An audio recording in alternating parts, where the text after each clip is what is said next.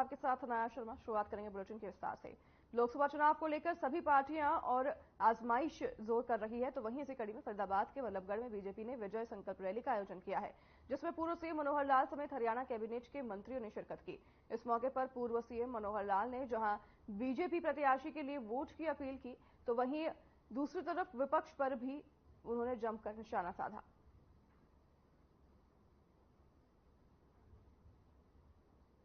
वल्लभगढ़ की तस्वीरें आप देख रहे हैं, जहां पर बीजेपी की विजय संकल्प रैली का आयोजन किया गया। इस दौरान पूर्व मुख्यमंत्री मनोहर लाल मौजूद रहे, तो वहीं काफी संख्या में कार्यकर्ता गण भी मौजूद रहे और तमाम वरिष्ठ नेता भी इस दौरान बीजेपी के मौजूद रहे हैं। लगातार बीजेपी लोकसभा चुनाव के मद्देनजर तैयारियां कर रही है और इसी के चलते अब वल्लभगढ़ में भी विजय संकल्प रैली का आयोजन हुआ, जिसमें पूर्व सीएम के साथ कैबिनेट मंत्री भी मौजूद रहे। तो वहीं आपको बता दें कि इस दौरान काफी संख्या में कार्यकर्ता भी मौजूद रहे। वित्त मंत्री जेपी दलाल ने पूर्व मुख्यमंत्री भूपेंद्र सिंह हुड्डा पर निशाना साधा और कहा कि हुड्डा की 10 साल की सरकार से 1.5 गुना ज्यादा नौकरियां मेरिट के आधार पर बीजेपी सरकार में दी गई है। नौकरियों में ठेका प्रथा खत्म की गई है। बीजेपी सरकार ने नीतियां बनाकर काम किया है। तो वहीं नौकरियां देने के मामले में कांग्रेस सरकार के समय से बीजेपी सरकार का समय बेहतर रहा है। उन्होंने राहुल गांधी पर कटाक्ष करते ही कहा कि राहुल गांधी हार के डर से रायबरेली गए हैं। ये लोग दिल्ली में बैठकर राजनीति करते हैं, जितने के बाद ये 5 साल तक अपने क्षेत्र में जाकर जनता को मुंह तक नहीं दिखाते और पूछते भी नहीं हैं।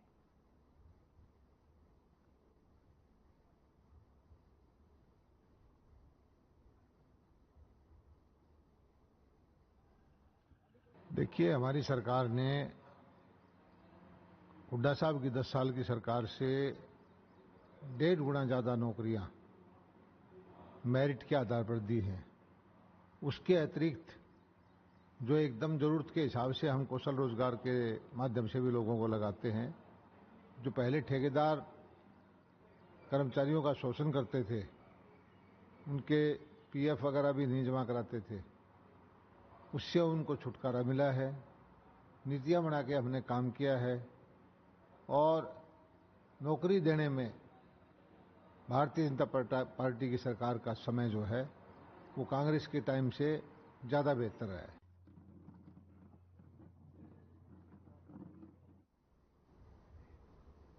टीएमसी विधायक के हिंदुओं पर दिए गए बयान को लेकर पूर्व गृह मंत्री अनिल विज का बयान सामने आया है। उन्होंने पलटवार करते हुए पूरे इंडिया गठबंधन को लपेटा और कहा कि ये गठबंधन इस तरह की बातें कर देश का अमन चैन खराब करना चाहता है। तो वहीं कांग्रेस नेता जयराम रमेश के हम 50% आरक्षण की इस सीमा को बढ़ाएंगे, इस बयान पर अनिल विज ने तंज कसते हुए कहा कि क्या 20 से 25 लोगों के साथ लोकसभा में कोई प्रस्ताव पास किया जा सकता है? इससे ज्यादा इनकी सीटें आनी नहीं है। और इसके साथ ही अनिल विज ने पूरे विपक्ष को जमकर आड़े हाथों लिया।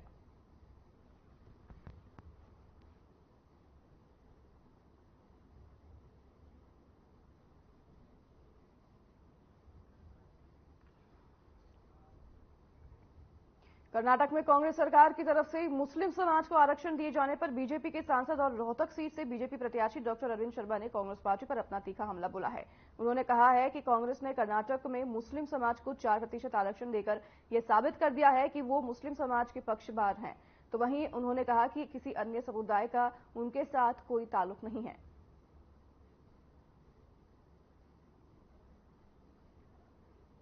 बीजेपी प्रत्याशी ने कांग्रेस पर जमकर निशाना साधा और उन्होंने कहा कि कांग्रेस मुस्लिमों के पक्षधार हैं और मुस्लिम आरक्षण पर वो जो बात कर रहे हैं उस पर बीजेपी के प्रत्याशी ने जमकर निशाना साधा, तंज कसा। साथ ही उन्होंने कहा कि कांग्रेस मुस्लिमों की पक्षधार है।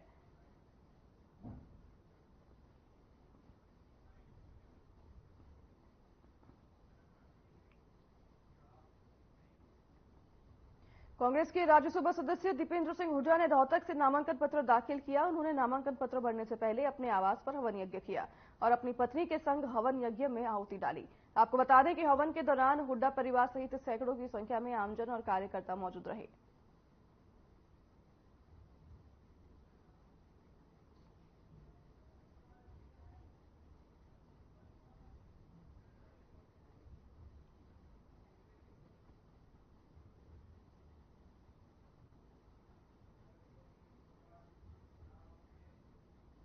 गुरुग्राम से बीजेपी प्रत्याशी राव इंद्रजीत सिंह ने बादशाहपुर विधानसभा का दौरा किया और कई गांव में उनका जोरदार स्वागत किया गया। वहीं इस मौके पर उन्होंने कहा कि गुरुग्राम के लोगों को पिछले 10 सालों में कई बड़ी सौगात मिली है, जिसमें दिल्ली मुंबई एक्सप्रेसवे, द्वारका एक्सप्रेसवे और सोहना एलिवेटेड रोड शामिल है।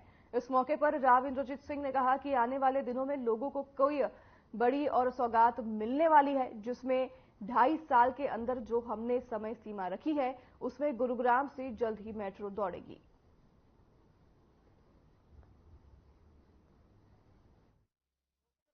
देखो, हमने योजना प्रस्तावित करी हैं, जिनको मंजूरी मिल चुकी है, उनको सिरे चढ़ाने का मन है हमारा।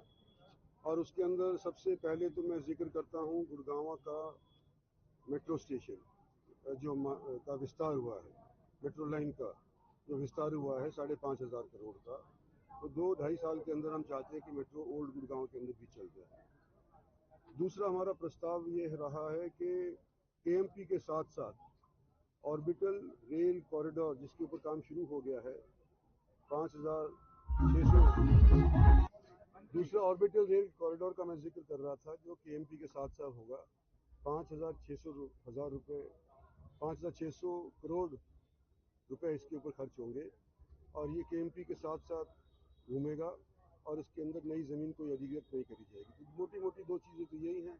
एम्स का निर्माण भी है, बाकी जो हमारे हाईवेज हैं जो अभी पूरे नहीं हुए हैं, मुंबई जैसे एक्सप्रेस वगैरह, दौसा से आगे करना, ये सारी चीज़ें प्रस्तावित हैं और आने वाले समय के अंदर हम मेवात के अंदर भी एक रेल गाड़ी दौड़ाना चाहते हैं।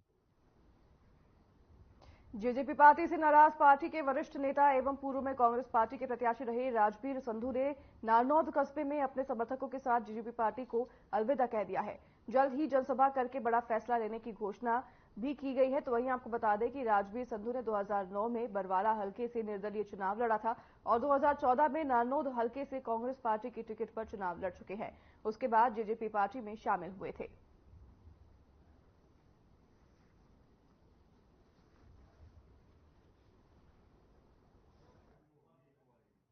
क्रम ये है कि मैं जननायक जनता पार्टी से आज उसकी प्राथमिक सदस्यता से इस्तीफा दे रहा हूं।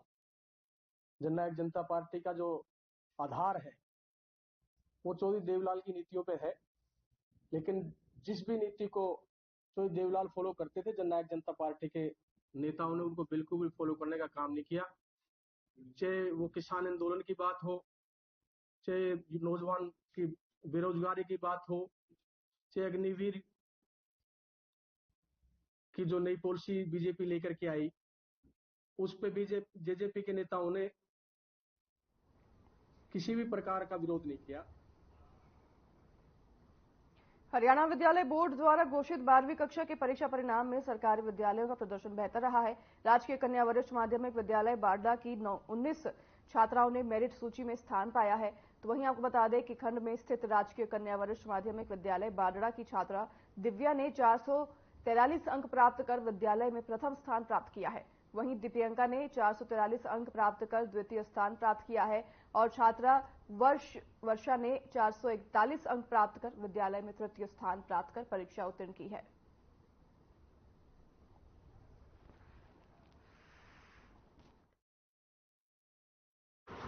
नमस्कार, इस वक्त हैं हम राजकीय कन्या वरिष्ठ माध्यमिक विद्यालय बारडा में और हमें इस साल के जो बोर्ड की परीक्षा परिणाम 12वीं का आया है वो बेहतरीन इस विद्यालय का आया है। तो इस पर हम अधिक चर्चा करेंगे यहाँ के प्राचार्य कर्ण सिंह जी से। तो कर्ण सिंह जी नमस्कार। नमस्कार जी, विनोद कुमार जी। तो ये आप बताइए कि कितने आपके पास छात्र थे और कैसा रिजल्ट रहा है? हमारे पास कुल 90 छात्राओं ने पेपर में उत्तीर्ण हुई हैं और उनमें से 19 छात्राओं ने मेरिट हासिल की है, तो जिससे हम अति प्रसन्न हैं और हम आगे भी इसी प्रकार से सभी स्टाफ सदस्य मिलकर एक इकाई के रूप में कार्य करते रहेंगे और आगे भी इससे अच्छा परिणाम लाने का हम प्रयास करते रहेंगे।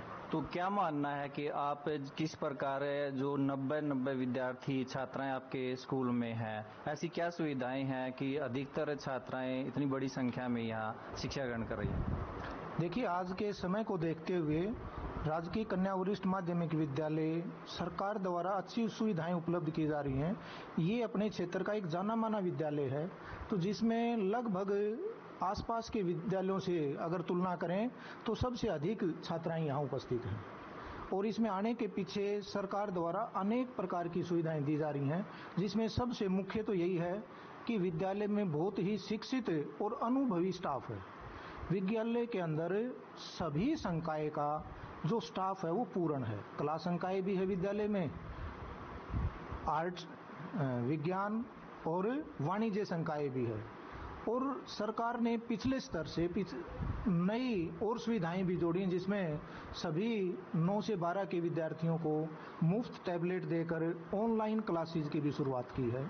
हमारे विद्यालय के अंदर डिजिटल क्लासरूम, पुस्तकालय, सुसज्जित पुस्तकालय उपस्थित है, अच्छा कंप्यूटर रूम है, कंप्यूटर लैब उपस्थित है, जिससे विद्यार्थी कंप्यूटर की भी शिक्षा ग्रहण कर सकते हैं।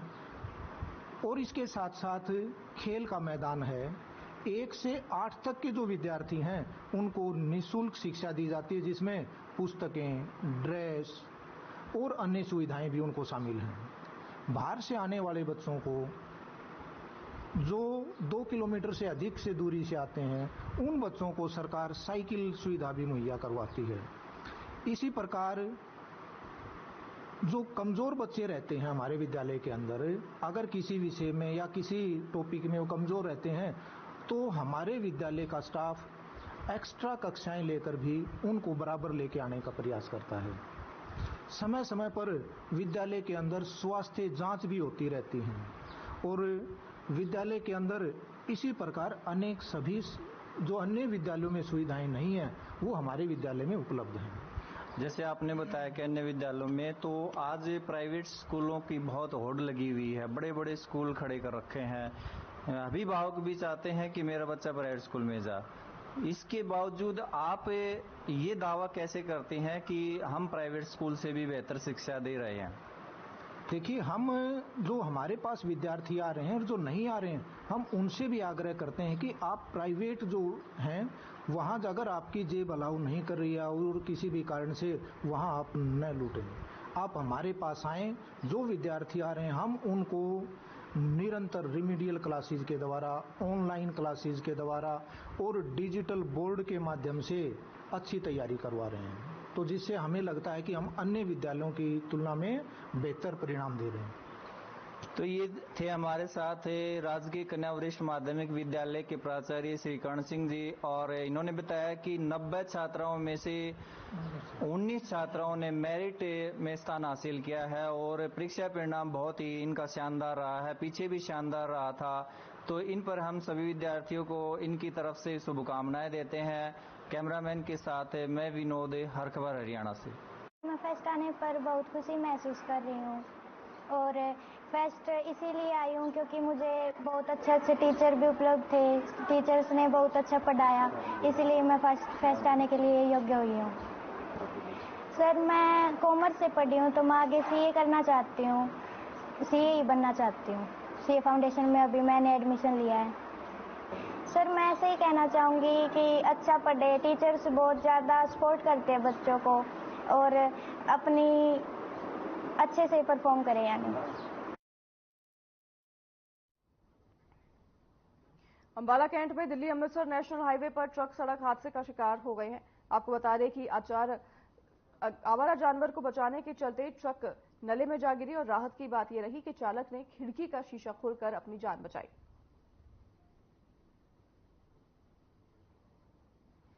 भीषण सड़क हादसा होने की खबर सामने आई है, जिसमें एक ट्रक की भिड़ंत हो गई और जिसकी वजह से अनियंत्रित होकर ट्रक नाले में जा गिरा।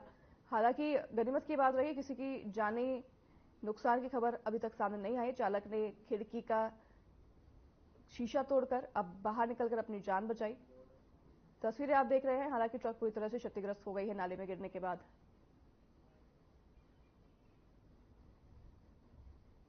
ये रात को 2 से 3 बजे के बीच में पड़ते हैं और ये गुड़गांव मानेसर से तेपला पंजाब में जा रहा था। ट्रक के अंदर कितने बंदे बैठे हुए थे? अकेला ड्राइवर ही था। तो कोई नुकसान, जान माल का कोई नुकसान नहीं, कोई नुकसान नहीं, बचाव हो गया, ड्राइवर सेफ है। सर इस ट्रक के अंदर क्या था? कोरियर का सामान था इसमें।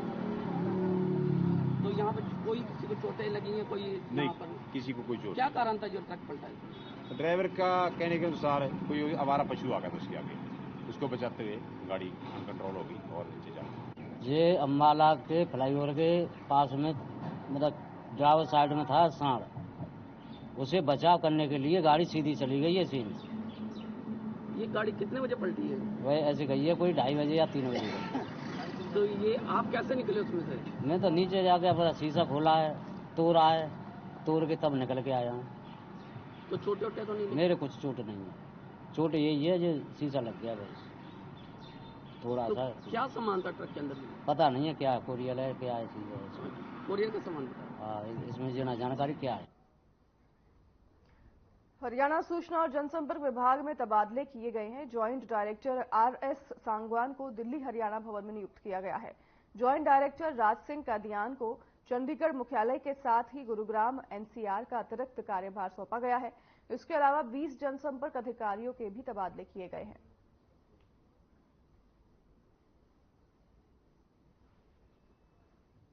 सूचना और जनसंपर्क विभाग में अधिकारियों के तबादले हुए हैं, इसकी लिस्ट जारी की गई है। और आपको बता दें कि सूचना जनसंपर्क विभाग से ये सभी अधिकारियों के तबादले जो है किए गए हैं।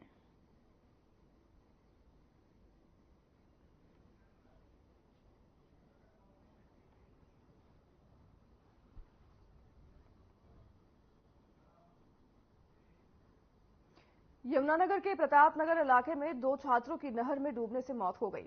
बता दें कि छात्रों का अभी रिजल्ट आया था। इसी की खुशी मनाने के लिए उन्होंने पहले शराब पी और फिर नहर में उतर गए, लेकिन पानी की गहराई ज्यादा होने की वजह से वो वापस नहीं लौट पाए और दोनों छात्रों के शवों को बाहर निकालकर पोस्टमार्टम के लिए यमुनानगर के सिविल अस्पताल फिलहाल पुलिस ने भेज दिया है।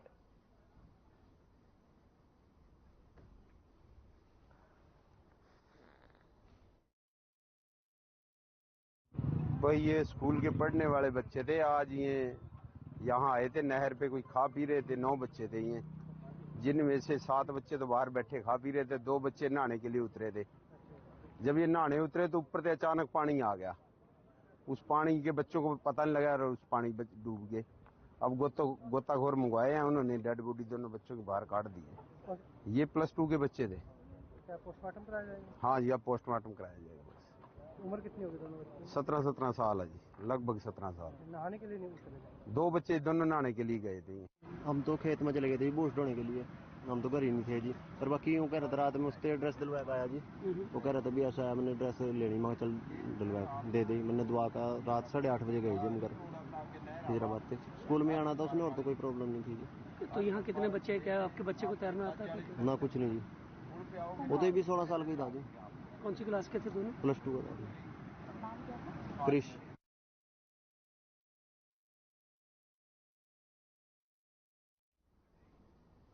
कुरुक्षेत्र पुलिस ने व्यापारी से फिरौती मांगने व फिरौती का पैसा न देने पर घर में घुसकर परिजनों पर जानलेवा हमला करके व्यापारी के भाई की हत्या करने वाले 3 आरोपियों को गिरफ्तार किया है।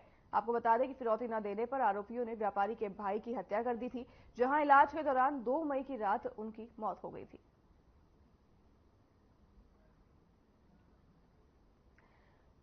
पुलिस ने कार्रवाई करते हुए बड़ी सफलता हासिल की है। आपको बता दें कि इन आरोपियों ने फिरौती की रकम मांगी थी और इसी के चलते उन्होंने घर पर भी हमला बोल दिया था, जिसमें एक शख्स की मौत हो गई थी।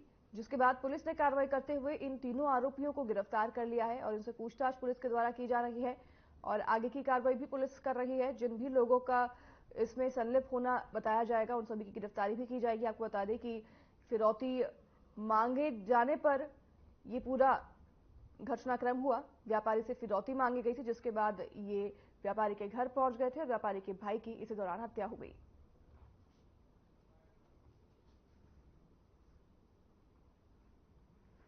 बीस 27/4/2024 की रात को पेहवा के व्यापारी सुमित बंसल से फिरौती मांगी गई। जो व्यापारी द्वारा फिरौती न देने के कारण आरोपियों ने व्यापारी के घर पे चाकुओं व लाठी डंडों से हमला किया। जो हमले के दौरान व्यापारी सुमित बंसल के भाई अमित बंसल, शुभम व उसके पिता वीरभान को चोटें आई, जो दौरान इलाज कल रात को अमित बंसल की मृत्यु हो गई, जिसमें माननीय पुलिस अधीक्षक कुरुक्षेत्र के मार्गदर्शन व प्रभारी CIA 1 in charge inspector Surendra Singh के दिशा निर्देशानुसार CIA 1 कार्रवाई करते हुए 3 आरोपियों को गिरफ्तार किया।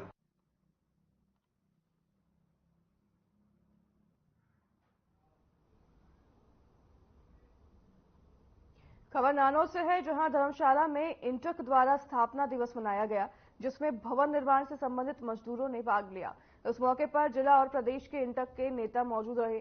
तो इंटक के प्रदेश महासचिव धर्मवीर लोहान ने कहा कि नानौद में इंटक द्वारा स्थापना दिवस मनाया जा रहा है। इंटक की नीतियों को लेकर मजदूरों को जागरूक किया जा रहा है। इंटक की नीति है कि जियो और जीने दो। उन्होंने आगे कहा कि सरकार द्वारा मजदूरों के अधिकार छीने जा रहे हैं, उन अधिकारों को लेना है। वहीं कृष्ण नैन ने कहा कि उन्होंने 77वें स्थापना दिवस को मनाया है और मजदूरों को यह बताया कि जो उनके अधिकार हैं उनको बचाने के लिए कैसे संघर्ष किया जाए।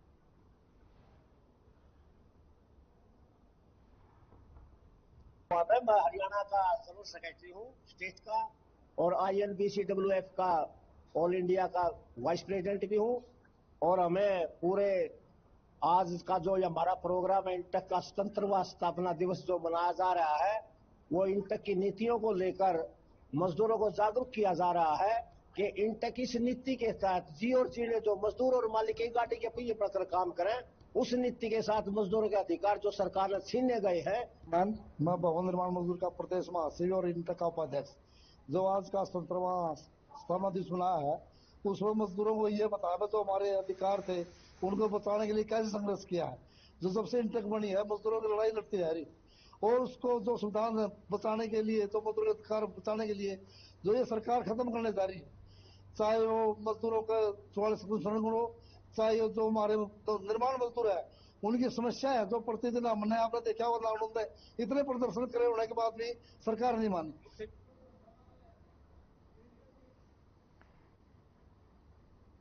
भवन निर्माण मजदूरों के लिए इंटक में ये आयोजन किया गया और इस दौरान काफी नेता मौजूद रहे। तो वहीं आपको बता दें कि इंटक ने 77वें स्थापना दिवस को मनाया और काफी संख्या में मजदूर भी इस दौरान मौजूद रहे। भवन निर्माण मजदूरों ने भी इस कार्यक्रम में आयोजन में भाग लिया।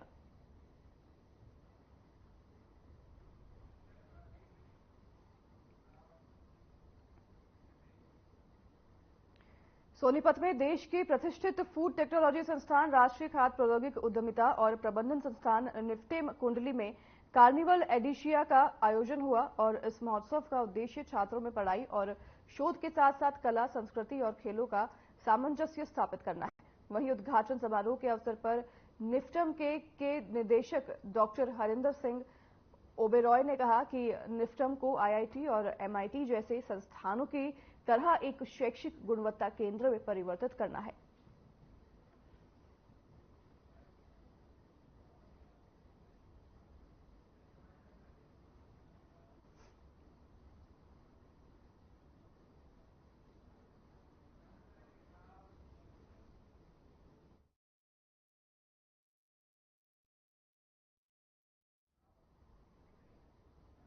तो फिलहाल इस बुलेटिन में हमारे साथ बस इतना ही। नमस्कार।